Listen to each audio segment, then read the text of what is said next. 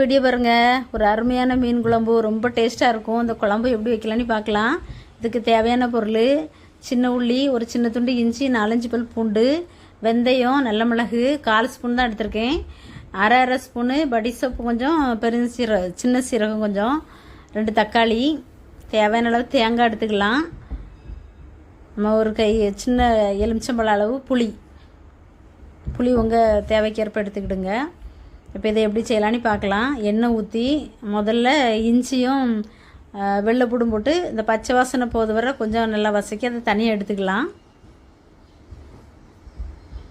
அப்புறம் அதில் உள்ளி போட்டுக்கலாம். சின்ன உள்ளி இல்லைன்னா பல்லாரி கூட சின்ன சைஸாக இருந்தால் 2 எடுத்துக்கிடுங்க. இந்த சின்ன உள்ளியை நான் பாதியாக கீறி வச்சுருக்கேன். நான் அப்போ தான் நல்லா ஒன்று போல் வேகும். அதுக்காக வேண்டி இது கலருக்கு வேண்டி காஷ்மீரி வத்தல் ஒரு 3 போட்டிருக்கேன். உங்களுக்கு தேவைன்னா போட்டுக்கலாம், இல்லைன்னா வேண்டாம். இவ்வளோ வசக்கினதோட அதுக்கு பிறகு தான் அந்த வெந்தயமும் நல்ல மிளகும் போடணும். ஏன்னா முதலே போட்டால் கரிஞ்சு போயிடும்.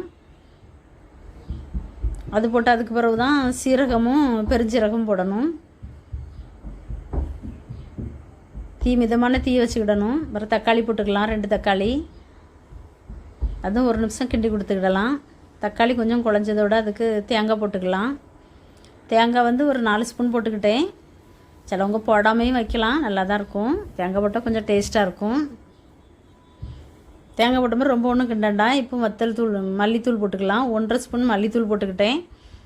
காரத்துக்கு உரப்பு உங்கள் தேவைக்கேற்ப போட்டுக்கலாம். நான் 1 ஸ்பூன் எடுத்துக்கிட்டேன்.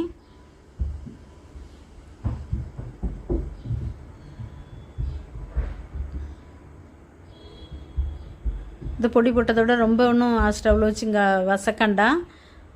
ஸ்டவ் பந்த் பண்ணிடலாம். இந்த சட்டி சூட்டிலே 1 நிமிஷம் அப்படி கிண்டி கொடுத்துட்டு எடுத்து மாற்றிடலாம் மசாலையை. அதிலே வச்சாவும் கரைஞ்சி போயிடும். மிக்ஸி ஜாருக்கு மாற்றிக்கிடலாம். நல்லா ஆறட்டும். ஆறுனதோடு நல்லா அரைச்சி எடுத்துக்கிடலாம். அந்த மசாலையை அரைச்சி எடுத்தாச்சு.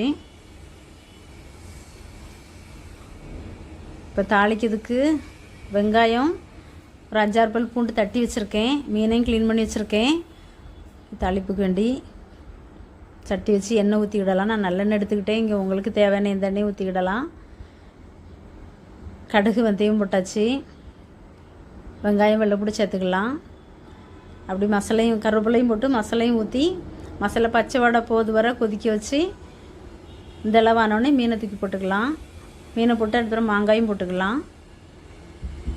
போட்டு 5 நிமிஷம் மீன் போட்ட மாதிரி ரொம்பவே வேக வைக்கக்கூடாது. சூப்பரான குழம்பு ரெடி ஆகிட்டு.